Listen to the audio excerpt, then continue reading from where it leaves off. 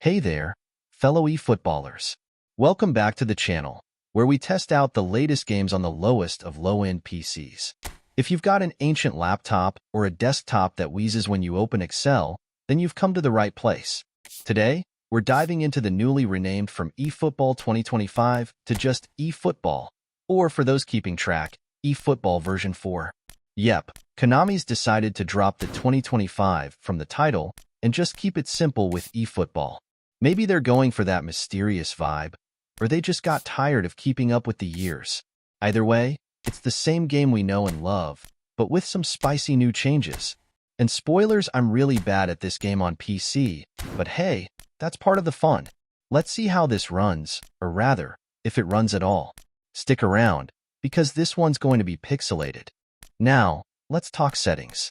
As soon as I fired up the newly christened eFootball 2025, I knew I had to make some serious sacrifices. I went straight for the jugular, people. I lowered everything like I was defusing a bomb. Shadows? Off. Because who needs shadows when you're already in the dark with a low-end PC? Textures? Low. So low they'd make your graphics card weep. Resolution scale? 50%. Because why settle for sharp visuals when you can have a beautiful, blurry mess? Basically, if there was a setting that could be downgraded, I downgraded it. I was in survival mode here, making sure my ancient PC didn't suddenly turn into a high-tech toaster. And boy, was I glad I did that. The good news? I managed to squeeze out a near-constant 40 FPS on 1080p resolution. That's right, 40 frames per second. Sure, the graphics looked like a Picasso painting if you squint hard enough. And some of the players' faces were so pixelated that it felt like playing a game of Guess Who? In low resolution. But who cares about pixels when the FPS is smoother than the butter your grandma puts on her morning toast? But let's not pretend it was all smooth sailing. The FPS took a nosedive whenever things got hectic, like when the screen got too crowded with players or during those dramatic cutscenes. I'm talking about a full-on slideshow here, with players teleporting frame by frame like they're in some kind of awkward, low-budget flipbook. 1 minute you're sprinting down the field. The next, you're stuck in a slow-motion scene that looks like an art film trying to make a point about the futility of time. But aside from those chaotic moments, it was as smooth as butter. Well, butter with a few chunks in it, but still pretty darn good. Now, if your PC is even worse than mine, like, we're talking prehistoric levels of outdated here, you might want to drop that resolution down to 720p and play it in windowed mode. I'm telling you, it'll feel like a solid 60 FPS. At least in your heart and soul. And here's the kicker. The game never crashed. Not once. I know, I was shocked too. It's like winning the lottery, but without the money, fame, or, any of the good stuff.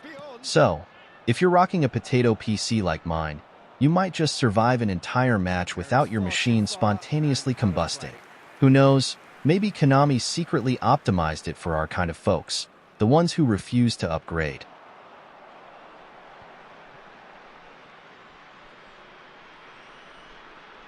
Alright, let's dig into what's new in the freshly rebranded eFootball.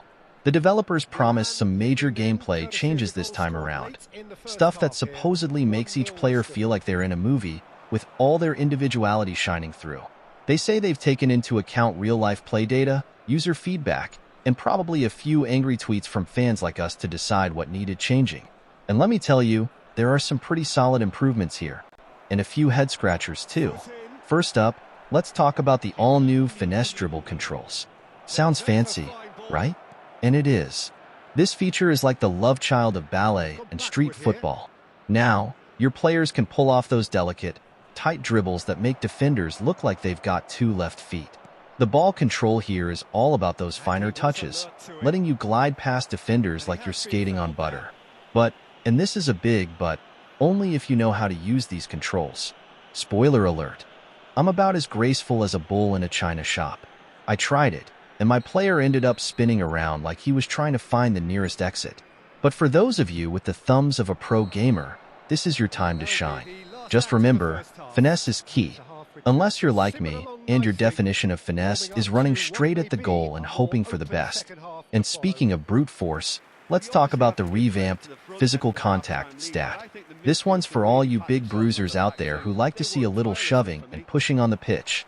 The developers have amped up this aspect so that in those heated one-on-one moments, the player with the higher physical contact stat comes out on top. Now, I know some of you out there used to love smashing that shield button like it was an arcade game in the 90s. Well, sorry to break it to you, but that button is history. Instead, players automatically use their bodies to protect the ball. Personally, I like the good old days of mashing buttons. Nothing says strategy like frantically smashing keys, right? But I guess this is where the game gets more realistic. The higher the stat, the more likely you are to win those clashes, so choose your players wisely. Now, here's something for the lazy gamers among us, the new Smart Assist feature. It's like the game sensed my terrible dribbling skills and said, "Don't worry, buddy, I got you." With this feature turned on, the game does most of the hard work for you. Shot power, dribbling direction, the works. It's like having an invisible coach who's just over your shoulder, helping you make every move. You can pull off brilliant passes and set up perfect shots without breaking a sweat. It's currently in a trial phase, so don't get too attached. You might not be able to use it everywhere. But hey, for those days when you want to feel like Messi without any of the effort, Smart Assist has your back. Just try not to let it go to your head.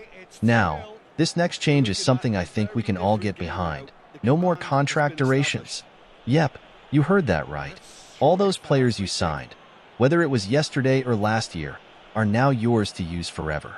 No more grinding or paying GP to renew contracts. This, plus the fact that you can now play with any team for free, opens up so many possibilities. Want to see how FC Barcelona stacks up against a local team from your hometown? Go for it. Exhibition mode is your playground now. You can even tweak the match settings however you like. Rainy day, night game, 5-minute or 90-minute halves, your choice. It's like having the keys to the eFootball kingdom. But not everything is a slam dunk. Goal. The new auto-development feature for player progression, for example, feels a bit meh. Don't get me wrong. It's great for folks who don't want to spend hours tweaking their players' stats. You level up and boom. The game automatically allocates your progression points to maximize your player's overall rating. Easy peasy, right? But for the hardcore fans who like to micromanage every little detail, this might feel like the game's taken away a bit of your control. I mean, where's the strategy if it's all automatic? I get it. Less time in the menus, more time on the pitch. But I miss the grind, man. Sometimes I just want to overthink my choices and regret them later. Call me old school. All in all, eFootball version 4, or whatever we're calling it now, has made some real strides forward. The gameplay is smoother, the controls have been refined, and there's a lot more freedom to play how you want. But some of these new features might not be for everyone. Whether you're a button masher or a tactical mastermind, there's something here for you. Even if it's just watching me flail around the pitch like a fish out of water. Oh, it looked like 3-0 for sure. Oh, he went for it there knowing full well that it could have all been rough. To sum it all up, eFootball 2025 has some great new features that keep the game fresh and enjoyable. The Finesse Dribble and the removal of contract durations are game changers, pun intended. Performance-wise, I'm pleasantly surprised. My low-end PC didn't give up, and the game ran well enough to be fun. The graphics may be a bit blurry on lower settings, but if you're all about gameplay and smooth FPS, it's a win. So, if you've got a low-end rig like mine and you're still itching to play some football, go ahead and give eFootball 2025 a try. Just remember to bring your patience, tweak those settings, and prepare for some pixelated but fun action on the pitch. Out to the left it goes.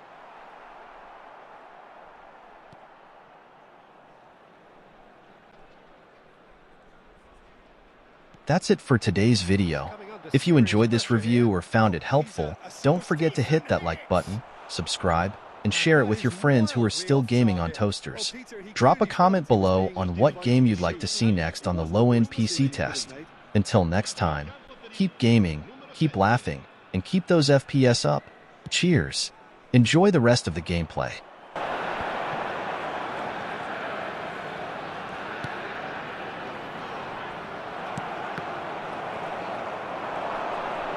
And he's got the beating of his man. It's a really well-measured ball. He has found the way through.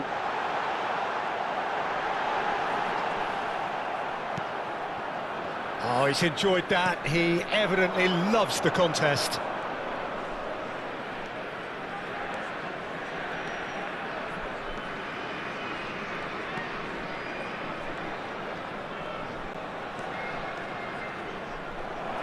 Il quarto uomo indica 2 minuti di recupero. Oh, he's seen that early, used a certain sixth sense. Can he finish? Well, he should have done better, and he knows it. Well, he's furious with himself, but at least the boss is applauding his effort then. Sostituzione di giocatori. Numero 10. So there's going to be another change here.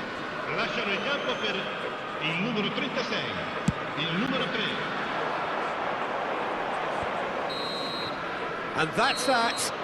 So smiles all round as they shamelessly indulge in the post-whistle euphoria. A win achieved through the right balance of industry and inspiration. A really satisfying day's work. Any reflections on what you've seen, Jim? Well, tactically, they looked as if they got that spot on. I think when you push up at the back to the extent they did, then